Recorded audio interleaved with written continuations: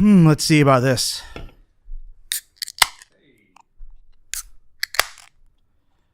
Coffee Code Cast number 18. Is this 18? 18. With a cold 12-ounce Coors Light. Cheers, buddy. Salud.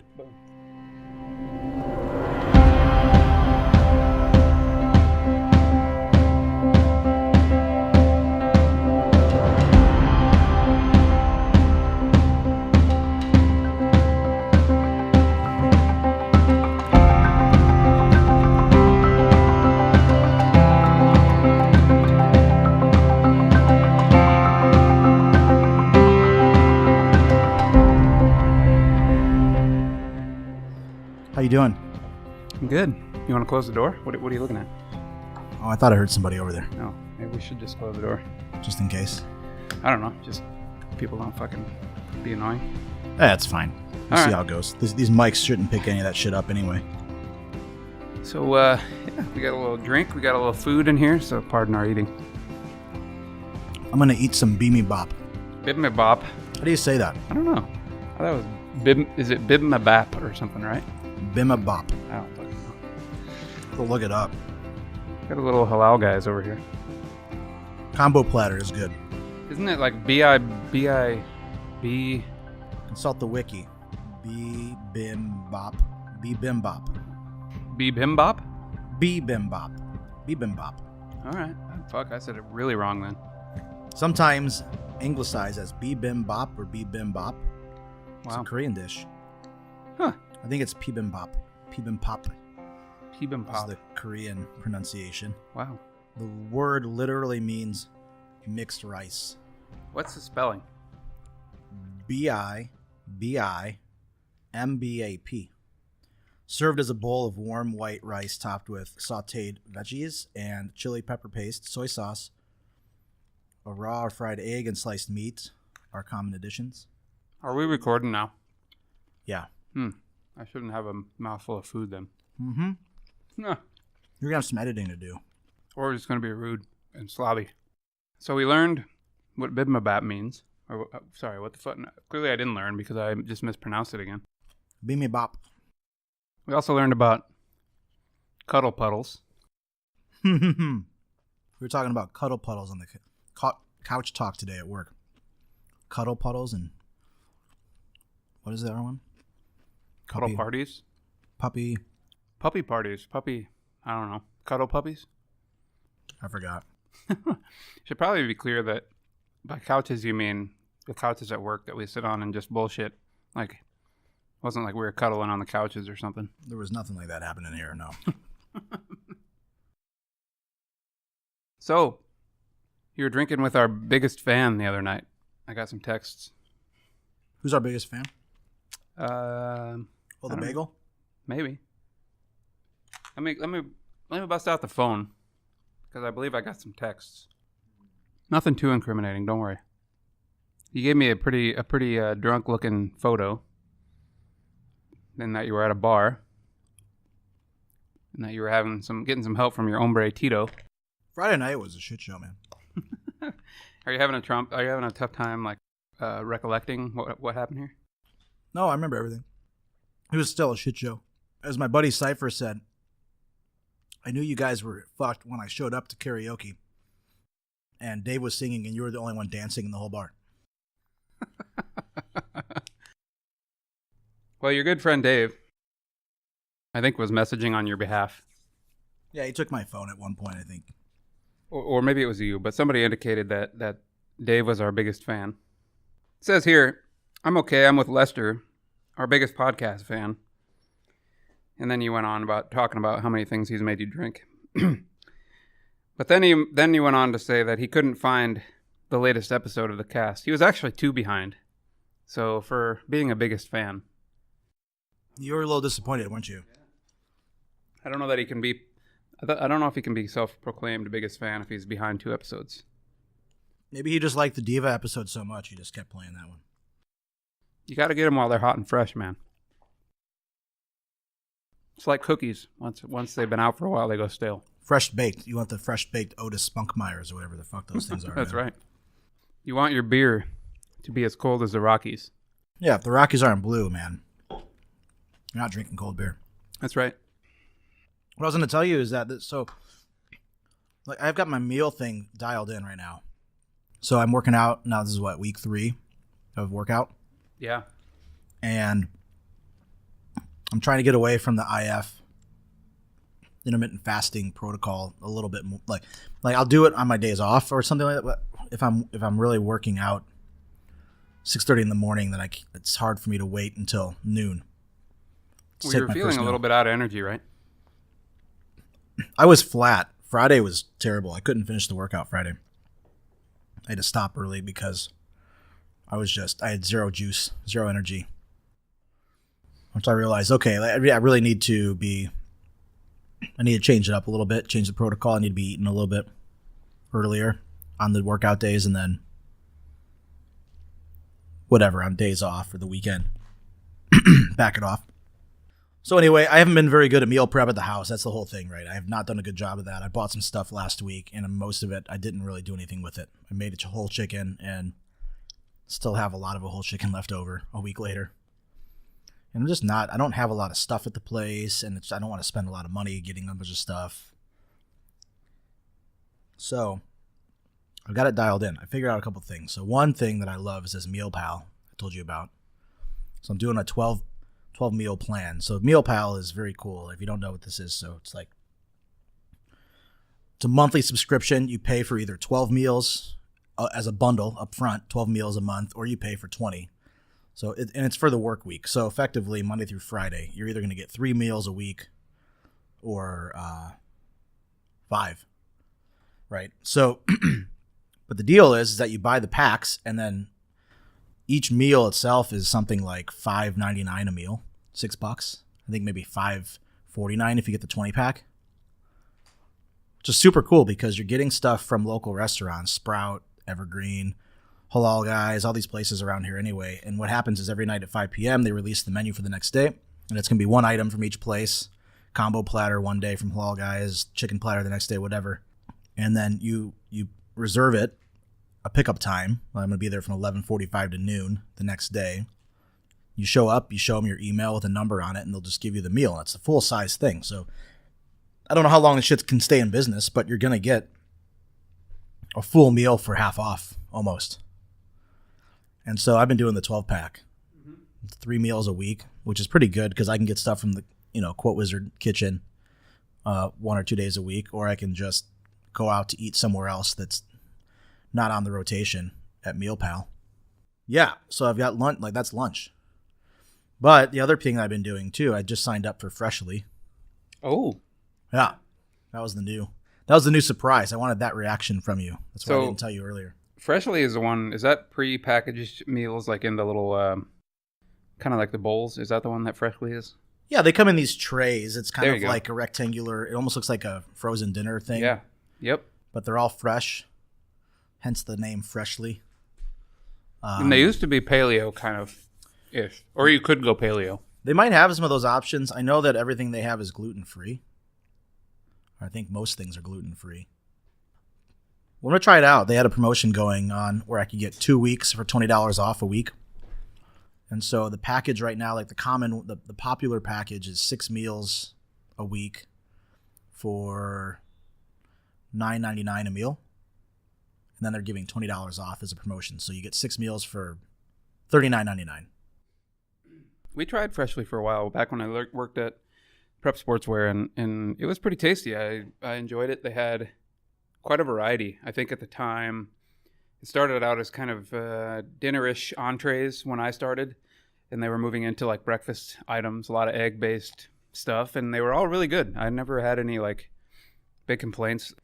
There's not a lot of starch, I wouldn't say, or a lot of carbohydrates in them. I think that's kind of part of their point, or at least at the time that was what they were focusing on. Generally, they were very good, although I did eventually start to miss kind of bread and stuff like that. So, but otherwise, good stuff. Easy to make, easy to transport. Well, the thing I like about it is that everything's set up ready to go. It's not like you have to make it. You just take it and... Well, you heat it up. Heat it up? Yeah. So I like that. There's no work behind it. And I thought for the price, it's not that bad because you get a lot of diversity in the meals. I'm sure after a while you get tired of it. I don't know how often they come up with curate new recipes. It seemed like they had a few things on there that were new. But for $9.99 for dinner, it seems to me like it'd be like a lot less waste, just because right now I buy shit.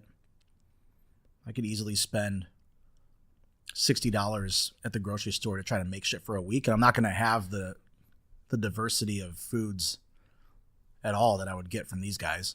Right. Chicken teriyaki dish, some kind of chicken parmesan with broccoli, beef chili. So I thought that was pretty cool. So I'm going to try it out. $40 for 2 weeks. And the other thing I like about it too is that you can also skip. You don't have to do it every week. You can skip delivery. Right. So I'm taking 6 meals in on the 21st. So I think that's when I'll be back in town. I'll be gone this week for travel for a bit. So when I get back, I'll get 6, and then I can freeze them if I don't want to use them all.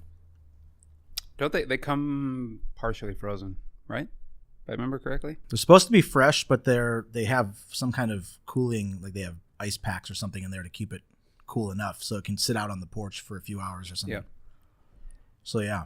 That's excellent. I actually liked them a lot when we had them, and I think we just moved on to trying to cook more for ourselves, so that's the only reason we went away from them, but they were good when we had them for sure. And I remember there was some carnitas ones that were like super tasty. So yeah, I think that's good. Do you have them shipped? So you're having them for dinner, but I know you have mentioned you haven't spent a ton of time at home. So are you actually making it at home, or are you shipping them to the office and eating them here? Like, what are you doing? No, I'll ship it to the apartment. It'll be easier just to not have to carry that in transit. Where do you have? Well, I just didn't know if you wanted to like carry the meals in every day or whatever. No, because what I'll do is I'll do Mealpal for lunch. So I'll just go out and grab this shit and then go home and have one of those at night. Where do they leave it? I thought you had no place to leave packages in your building. We don't have a concierge, but a lot of times what they'll do is a couple things. So they'll ring a doorbell of somebody else, and if someone's around, they'll open the door, let them in, and just leave it at the doorstep inside in the lobby area. Or there's a pickup UPS FedEx pickup location on another block over. Okay, so they'll just bring it over there. So maybe they'll bring it over there, and I can just grab it, take the bus, and carry it home a block, which that'd be fine. I don't mind doing that. Yeah, that's excellent, dude. I think that's good. Have you had a chance to talk to the folks at the CrossFit gym about this? Like, what are their thoughts, or have you not brought it up? No, I didn't talk to them about it. I just talked to them about general nutrition stuff. And so it's interesting because everybody has their own flavor of nutrition. Coming from intermittent fasting, I've been looking at how that protocol works with CrossFit, and there are some people that do it. Their recommendation is just that might be too much too soon. Just there's a lot of change going on physiologically, having not worked out for a long time. So they said, look, at some point you could do it if you wanted to, but it doesn't really it's going to be a harder curve to try to do that now all at once. So they thought it would be advisable to do they actually said high carb, low fat. Okay. To start. And then go from there, like adjust from there. So I'm not exactly doing that. I do have carbs. This bowl, this BB Bop has a lot of white rice in it and tofu. So I'm not against that. I just am not gonna. I think they wanted me to hit. What were the numbers? They seemed really high. It was 260 grams of carbs, no more than 50 grams of fats, and something like 175 grams of protein, like almost a gram per pound. Yeah, which is crazy. Well, it just takes work. Like, I don't know that I could eat 170 grams of protein. Not without supplement, right? Need to supplement it. It seems a lot. So I'm not doing anything that's strict. I'm trying to just read my body. It's been a stretch to eat as much as I have been, but I am eating more. Because usually I would just kind of, I was doing 16-8 or 18-6, eating in a 6-hour window. And it's really hard to eat a lot of food in a 6-hour window. Yeah. I was and your body was probably not used to eating a lot of food in general, just because you've been on that fasting program. Mm-hmm. So you're just not used to intaking that much. Exactly. I'll tell you what, on the subject of the CrossFit gym that you're a member of, my wife happens to be a Zumba fitness instructor at that gym on Saturday mornings. And so for whatever reason, she had I don't know if she was trying to pimp it as an anniversary present or what. But anyway, she drugged me in the other day, last Saturday, to participate in the Zumba festivities, which I'm awful at, by the way. And the owner of the gym, I believe, from what she was explaining, was in there doing a workout prior to the class. So when I walked in there, he's number one, he's like shirtless in like super shorty shorts, just barely enough to cover anything. Oh, wow.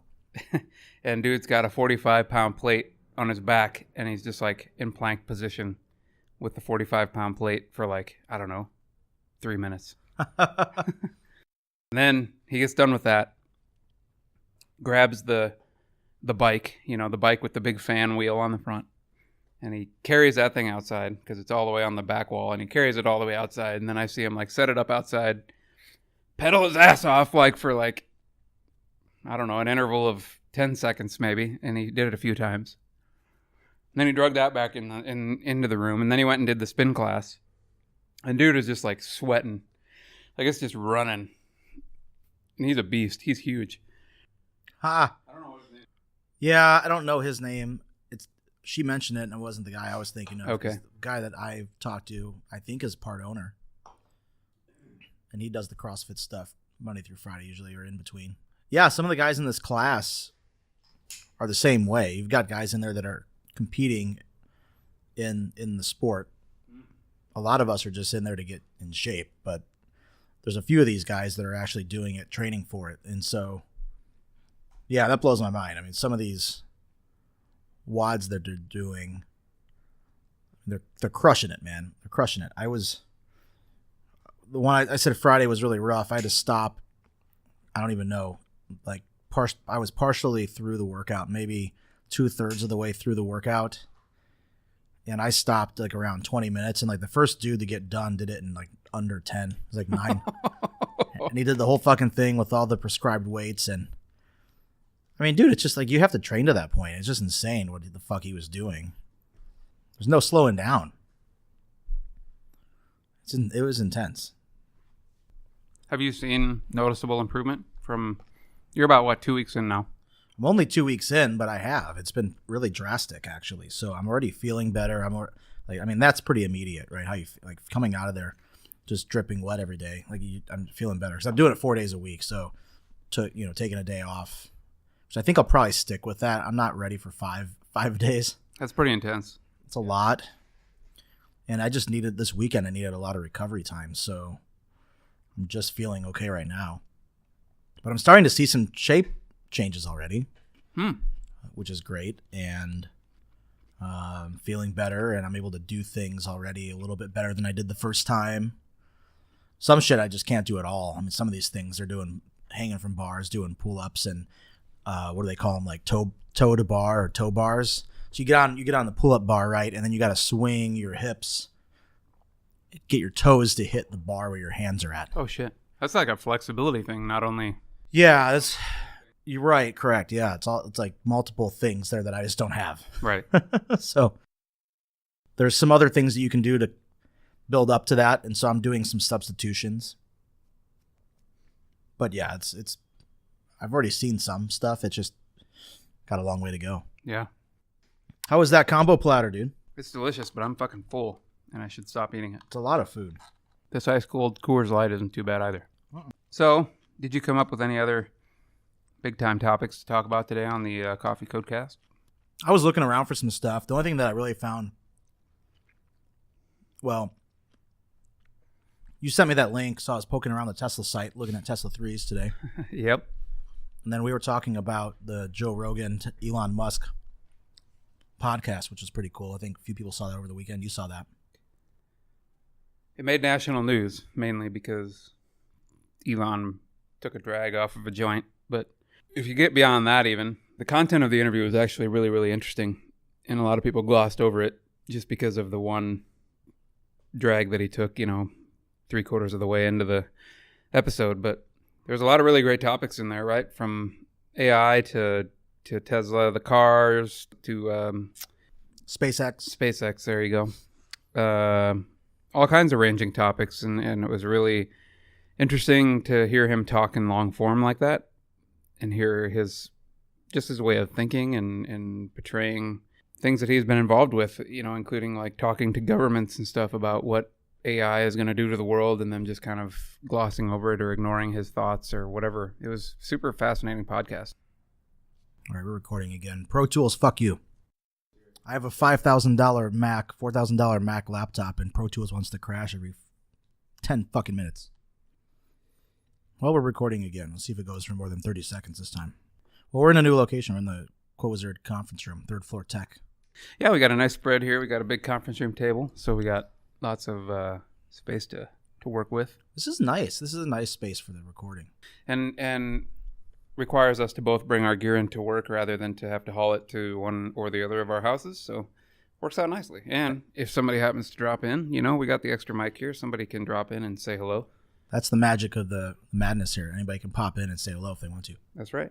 It's a little late now. I'm sure everybody's at fuel. It's 5:45. Nobody's working here right now. I guarantee you. We saw a couple people playing pinball upstairs. Yeah. Well, maybe we'll have to set up in there next time. Oh, that'd be good. That'd be fun. People can just drive by. You get more drive-bys on the 4th floor. That's true. For sure. Yeah. Nobody's going to come down here. Or maybe in the kitchen.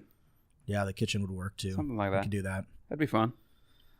We'll experiment with some of that stuff. I think it is nice to have it here in one place and not have to lug it around or have to travel to different places and set it up all the time. So in other news, I was telling you today, we were talking about Elon before the shit crashed. We were, yeah. And we can circle back to that. But other exciting news, probably, a year ago, I put down $1,000 to be in the Tesla reservation program for the Model 3. That's right. Yeah, you did pony down like what, $1,000, $2,500, something like that. $1,000 to get into the queue. So nice. Might have even been a year and a half. I'm not sure, but it's been a long time. So today we finally got an email, and we were able to finally proceed in purchasing Tesla Model 3. So we should get delivery, assuming nothing else goes wrong, within probably, it says by the end of September. That's huge, man. That's great.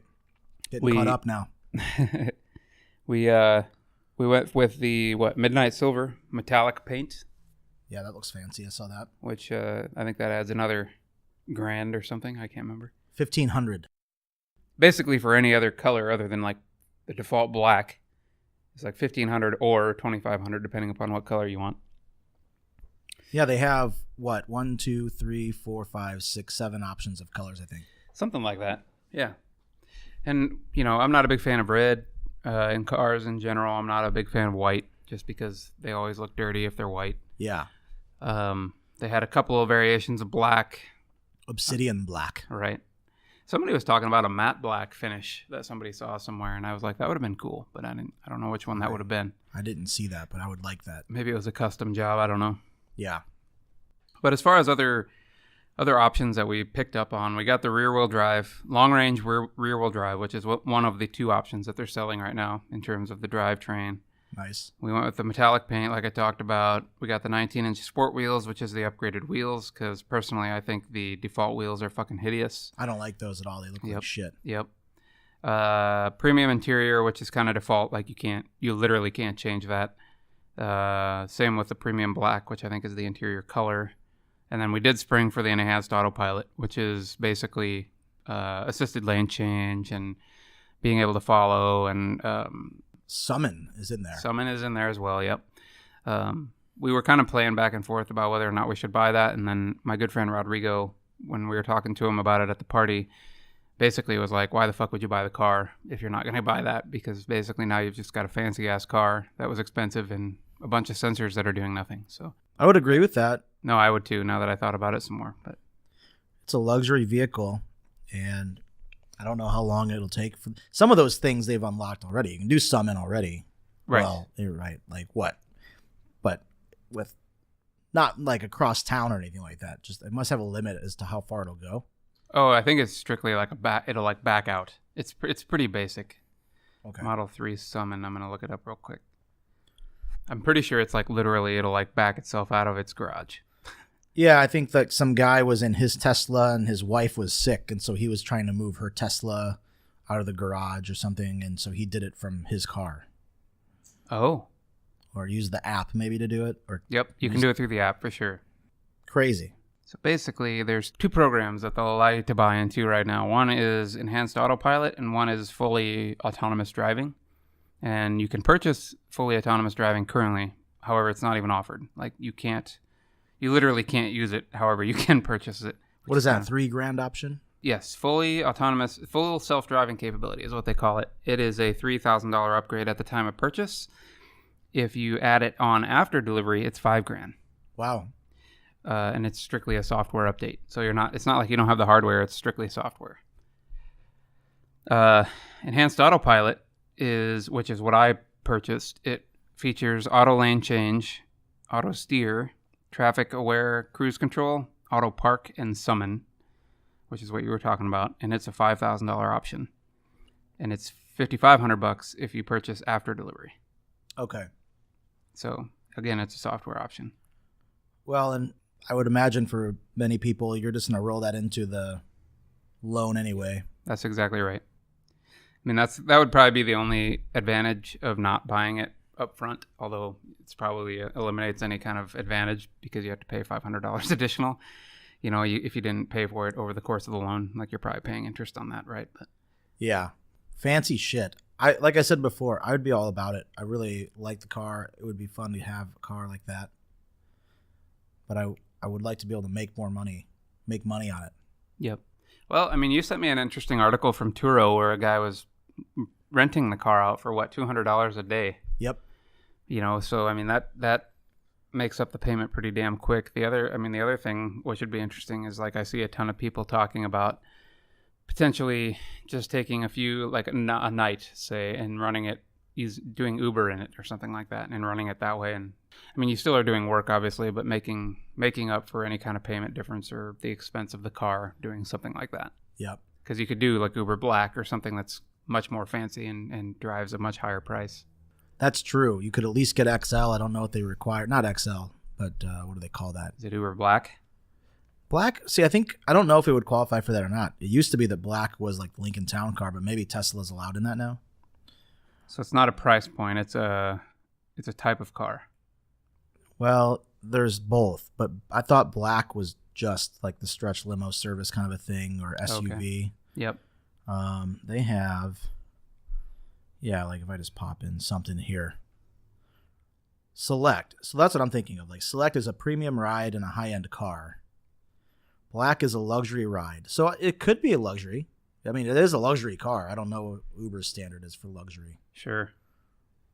I don't know. Just some thoughts that, after you sent the Turo thing, I was like, I wonder what other people do in regards to this, because I'm sure a lot of people have played around with it. And then, of course, immediately I find forum articles and people are just like, why the fuck would you do that? That's the biggest ridiculous, like, that car's so expensive and now you're just like wasting miles on other people, and you just went nutso about it. Sure. Which makes sense too. But I think for people that are probably worried about the payment, probably that's less of a problem for them. Well, I looked at it and I maxed it out. And I think I didn't max it out because I even downgraded a few options. I didn't get the performance package. And you didn't get the dual motor, I don't think. It did have the dual. You did have dual motor, okay. Did that one. But all in, it was still $65,000 before credits. Yep. So maybe it was like $56,000 after the credits, which includes $7,500 tax credit and some gas credit. Right. Estimated fuel savings. Yeah. You get the turbocharge. You can use the charger stations for 5 years for free. Oh, did it have that on there? I wonder if that's only for the double. I wonder if that's only for the dual motor, because I don't think I got that option. Okay. They said that if you bought an X or an S, that you would get lifetime. Well, that's a 3, though. Yeah. Like the link you sent me, though, that referral link? Yes. Oh, the referral link gave you that. Yeah. Yes. Yep. 5 years of Tesla supercharger, whatever the fuck it's called. Yep. Supercharger. So the next thing that I started looking at is I was like, well, shit, we've talked about taking a trip back to my parents' place, back in rural Iowa. And I knew like the freeways would not be any kind of an issue. I knew the superchargers were well spaced, that you could use those all the way across the country. That's no problem. But where I grew up is basically like you take a grid of freeways and like we're dead center in the middle of a whole bunch of interstates, and it's quite a ways away from them, something like 90 miles away from the nearest freeway. Oh. So I was like, oh, can we make that work? But the range on these things is like 320 miles, 360 miles. I can't remember, but Yeah. so shouldn't be a problem. But I was like, that'd be pretty cool. That'd be a fun road trip. You couldn't use that in town if you lived there conveniently. You'd have to go. In my hometown? Oh, absolutely not. Yeah. No way. Unless you built your own. Well, because you can get a home. Can't you get a home charger? Oh, yeah, absolutely. And you can get the not supercharger status, but you can get the 240 volt or whatever the hell it is, like the dryer type of connection. And you can do that, and it'll charge pretty rapidly. But is the supercharger more? Is it 480? 480 volts? They are. Yeah, you can have. I don't know I'd have to look it up, but I know they will charge insanely fast. Wow. 480 volt DC fast charging stations. Yeah. Yeah, 480 volt. And the Tesla itself, the Model 3 has a 334 mile range. So pretty easily could make it in and back 180 miles. So no problem there as long as you have a charge somewhere in between. Wow. And even you can plug it into a regular standard 120. It'll take forever to charge, but it'll charge. So that's not a problem either. Wow. Yeah, you'll be waiting for a while. Yeah. Well, that's super cool. I just want to say the other thing about the show, I would recommend check it out if you haven't. Joe Rogan, Elon Musk interview. That was really good. Back before we crashed here. Before we crashed, and it was fascinating. It was 2.5 hours, but it was really. I enjoyed the whole thing. There were a lot of little tidbits that came out of it. One thing that really caught me off guard, it surprised me, is that he was talking about. Well, Joe asked him, I think, like how he structures his day and how he handles his time management. Because I know he's really very, how do you say it? Like meticulous about time management. Well, and he's got his hands on a lot of shit. Yeah, he was running multiple companies, right? He has SpaceX, Tesla, the Boring Company, and then whatever other pet projects he's working on. And what I thought was interesting, he said a common misconception. People think that he's a business person or a business magnet. That's what they said, magnet. Magnet, yeah. Right. And he said, no, like 80% of my time is spent in engineering. Yeah, he's an engineer by trade, right? It's just very unusual to have someone at that level be so technical. And I thought that was really exciting and surprising because that's just not the way it works. I don't know, maybe anywhere else or very few places would work that way.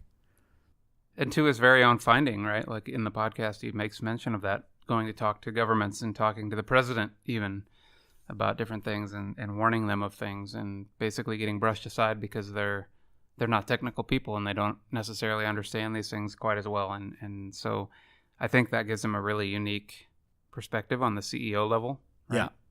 Because not only is he the CEO, but he also understands the underlying technical components and engineering components of all of his businesses. That's right. Yeah. Yeah, that was fascinating. I really enjoyed the whole thing, and I like Joe anyway, so check it out. Yeah, we can link to that in the show notes so you can get that. We'll also give you a referral URL for Mike to both Mealpal and to Freshly. Oh, that's a good idea. Yeah. Maybe you can hit him up with some free meals. That would be good. Yeah, that's good stuff. I'm excited to get the first shipment in of the Freshly in a week. Oh, this is your first? You haven't even had it yet? Nope, haven't gotten it yet. I just signed up today. Right on. I think it'll be here on the 11 days because I scheduled it out. I'm going to be out of town. I did want to talk about something else this week. Google Cloud Summit in Seattle. Hey, Google Cloud Summit. Did you sign up? Are you going to go? No. Okay. I don't know if anybody's going. They pimped me. They sent me a cool plant. Yeah, I'm not happy about that. Because but you got a plant somehow. I took one from somebody else. All right. But yeah. Must be Springer. Somebody didn't want it, the air plant, and sent it out. No, it's fucking bullshit, dude. They sent me an email to sign up, and I signed up right away because I thought that was good. I like Google. You all fuckers ignored your emails, and then you got a big care packages that showed up here like a few days later. See, you got to play hard to get, Mike. This is what you don't understand. I'm trying to figure that out now. I'm learning that the hard way here. Learning that the hard way dating, that's gotta... Can't just be all easy. Can't always be easy. Yeah, I'm figuring that out. Little by little here. Good. Yeah, that's good. Well, I did sign up for the Google Cloud Summit in Seattle. It's going to be Wednesday. And I think it'll be kind of fun. I'm looking at the agenda right now. So keynote is at 9. And then they have some breakout sessions. Looks like it's machine learning, big data, cloud migration strategies, building serverless applications. There is a lunch provided from 12:40 to 1:40. That sounds great. And then the afternoon session, they have some more breakouts. Engineering, like genome type projects, big data analytics at a global scale, preparing for Black Friday with Google Cloud Platform. Oh, presented by Rackspace. That's funny. You're going to get lured back onto Rackspace. Oh boy. We're not going back there again. What else do we have on here? Reliability. Oh, Internet of Things made easy. Path to smarter data and device management. Cloud security, Kubernetes, building containerized apps with Kubernetes on the Google Cloud. 0 to ML, easy ways to start automating intelligence. Getting ahead of digital transformation. A little break. And then they have something. What is this shit? It looks like another round later in the evening. I don't think I'm going to stay for that. They talk about cloud, auto, machine learning. Cloud workers, storage for analytics, how Starbucks migrated to Apogee with zero downtime. Company that provides API management and predictive analytics software. Okay. Well, this should be fun. It's a day-long conference downtown, Bell Harbor Conference Center. So what are you looking to get out of it? I'm curious. Just because as you read the class or the course list or whatever you want to call it there, the agenda. Yeah. Most everything there seems to be big data or machine learning related, or at least that's for the most part what it sounds like. Yeah, well, I would say this. The first session and the morning session, the stuff on serverless I'm interested in, so I'd like to see more of that. Like I've mentioned before on the cast, I think I've mentioned this, that I'm building in Flutter, which is a Dart language. It's a cross-platform mobile app framework written by Google, and so some of this would be applicable to that probably. But I'm hoping they would cover some stuff on Firebase, Firestore. We'll see. I don't see it spelled out in here, but maybe under serverless. But then the other part that would be interesting too, which is maybe not as applicable today at Quote Wizard, maybe right now, but when I was I went to that FinTech conference in April in San Francisco, and they had a very cool presentation Google did on TensorFlow. Yeah. And the machine learning models there. And it was, what I remember, the takeaway from that was just how easy it was to start getting set up. They already have models available that you can tap into. And so I would like to experiment with that. I think it would be really fun to throw a data set that we have at that and just try to make some. So you want to take potentially Quote Wizard data and move it into the Google Cloud. Well, I don't know. I mean, yeah, I would have to talk to a few people before they would even be open to that. But I would like to know how this works. Yep. Get a better understanding of it. Because right now I'm just at the buzzword level. I have some basic idea of how this AI works and how the machine learning works, but I'd like to know a little bit more. So you just want more exposure to machine learning and AI in general, is what you're trying to get out of it? Yeah, that's a takeaway. And then anything about serverless architecture and Google Cloud would be interesting too. Yeah. Some of that's a little more personal than work, just because I like the strategy they've taken. I just think they have a different approach than AWS and Azure has up to this point. And they're kind of the big underdog too. So for no other reason than that, I like what they're doing. But their approach so far has been very different. And so like a good example of that is the Firestore database that handles push notification in real time. So you update the database in one spot on one phone app and it's instantly updated on the other phone apps in the database. No crazy Ajax calls, none of that. Nothing happens there. It's a connection that stays open. It must be like some kind of long polling messaging thing, and that's pretty sweet. Yeah. So that'll be Wednesday. All right. Well, good one. We'll wrap this up. You can contact us on Twitter. You can contact Mike at ChipperSF. You can contact me at Kyle P. Johnson, and you can contact the show at CoffeeCodeCast or use the hashtag Ask3C. You can contact us via email at coffeecodecast@gmail.com. The website is coffeecodecast.com, and we're available on SoundCloud, Stitcher, Google Play Music, iTunes, and TuneIn. So go check us out, give us a rating, like us, and we'll talk to you soon.